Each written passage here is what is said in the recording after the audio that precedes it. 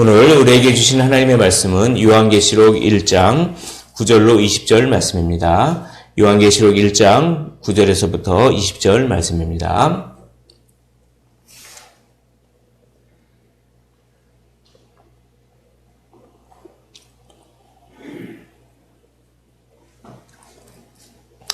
다 찾으신 줄 알고 한 절씩 교독하시고 마지막 절 함께 읽도록 하겠습니다.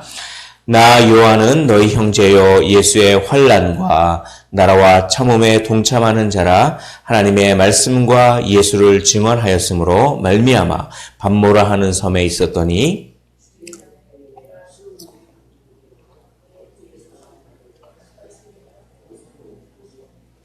이르되 내가 본 것을 두루마리에 써서 에베소, 서머나, 버가모, 두아디라, 사데, 빌라델비아, 라오디게아 등 7교회에 보내라 하시기로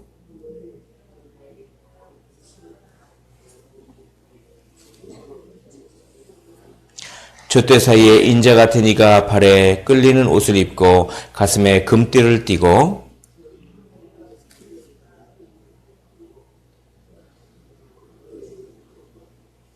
그의 발은 풀무불에 단련한 빛난 주석 같고 그의 음성은 많은 물소리와 같으며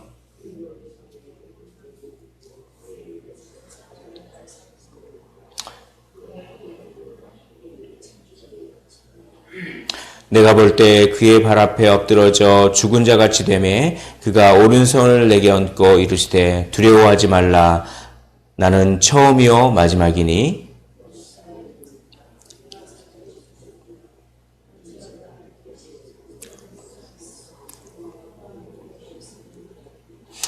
그러므로 내가 본 것과 지금 있는 일과 장차 될 일을 기록하라. 내가 본 것은 내 오른손의 7별의 비밀과 또 7 금촛대라. 7별은 7교회의 사자요 7 촛대는 7 교회니라. 아멘. 오늘 말씀은 요한이 예수 그리스도에 대한 환상을 보는 그런 말씀입니다. 자, 9절 보시면 나 요한은 너희 형제요 라고 합니다. 고난받고 있는 그런 형제들, 고난받고 있는 그런 그리스도인들에게 나도 고난에 동참하고 있는 너희 형제다라고 합니다. 우리는 전부 어찌 보면 고난 공동체입니다. 교회 공동체는 영광스러운 영광의 공동체이기도 하지만 함께 고난을 겪고 있는 고난 공동체인 것입니다. 그래서 나 요한은 너희 형제요 라고 하면서 예수의 환난과 나라와 참음에 동참하는 자라 라고 이렇게 얘기합니다.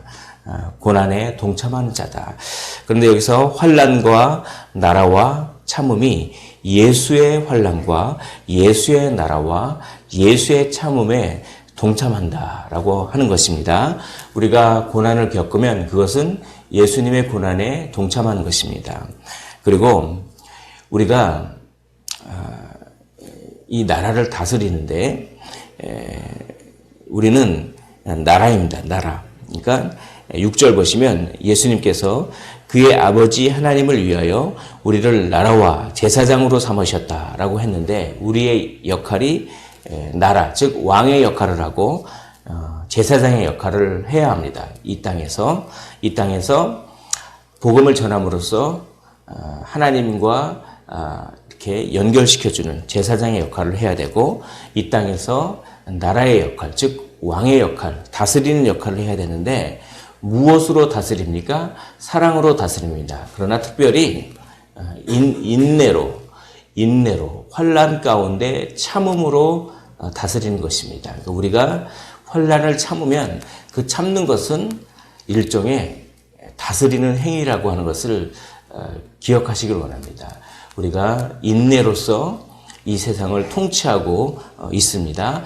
세상 사람들은 힘으로 억압으로 이 세상을 통치하지만 그리스도인은 인내로 이 세상을 통치한다라고 하는 원리가 여기 있습니다. 그래서 이 요한이 이렇게 예수를 증언하였기 때문에 유배를 당해서 반모섬에 딱 이렇게 갇혀 있을 때 이제 나팔과 같은 큰 음성이 들립니다. 10절부터 해가지고 쭉 이렇게 예수 그리스도의 모습이 나오는데, 먼저 말씀드려야 될 것이 있는데, 이렇게 여러 가지 이렇게 환상 이런 것들은 다 구약 성경에서 나오는 것들입니다. 이게 그래서 이것들을 너무 과하게 해석하면 이렇게 오해의 소지가 있는 것입니다. 그래서 이런 환상들을 볼 때 요한계시록에 있는 여러 환상들을 볼 때 그것을 그림을 그리려고 하면 안 됩니다. 그래서 뭐 눈에 불꽃 같은 눈이다 그러면 눈에서 불꽃이 나온다든지 이런 식으로 그림을 그리려고 하면 안 되고, 거기에는 어떤 상징적인 의미가 담겨 있습니다. 그래서 그거를 그림을 그리려고 하면 오해의 소지가 있다라고 하는 먼저 해석의 방법을 먼저 알려드립니다. 여기 이제 10절부터 보시면, 주의 날에 내가 성령이 감동되어, 이것은 에스겔에서 자주 나오는 말입니다. 내 뒤에서 나는 나팔 소리와 같은 큰 음성을 들으니, 그것은 모세가 십계명을 받을 때 나팔 소리와 같은 소리를 듣습니다. 그래서 11절에 쭉 7교회에 보내라 라고 하는 증인의 사명을 받습니다.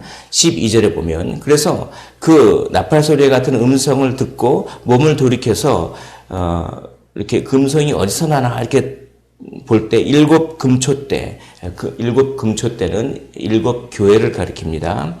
7이라고 하는 수는 완전한 수입니다. 그러니까 모든 교회를 상징합니다. 13절에 그 촛대 사이를 인자 같은 이는 다니엘 7장에 나옵니다. 예수님을 상징하죠.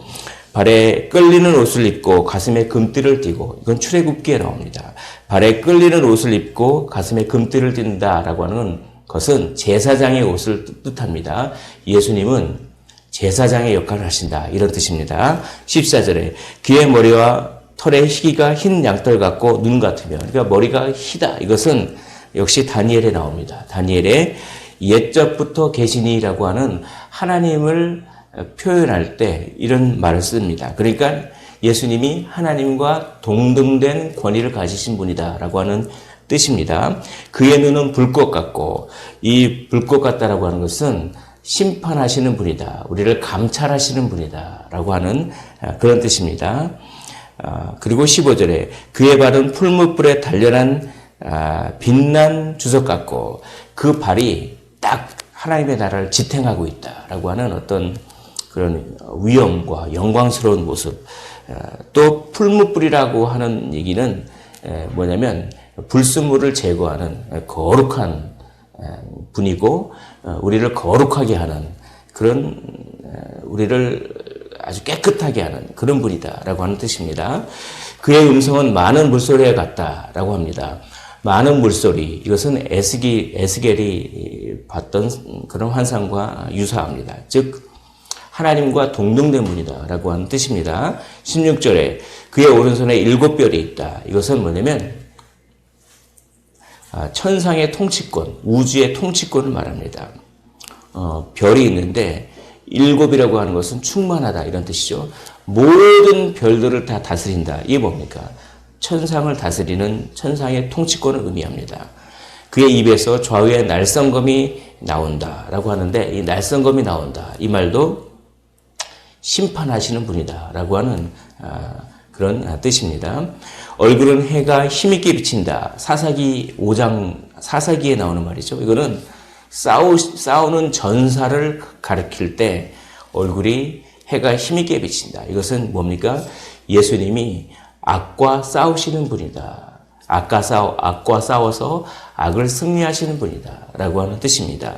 여기서 제가 말씀드렸다시피 여기서 나오는 이런 환상들은 전부 거의 구약의 선지자들이 봤던 어떤 구약에 나오는 용어를 그대로 갖다가 이렇게 쓰는 모습입니다. 그래서 이걸 그림을 그리려고 하지 말고, 한마디로 요약하면 예수님은 하나님과 동등된 분이다. 즉 통치자시다. 주권자시다. 또 예수님은 우리를 깨끗하게 하시는 제사장이시다.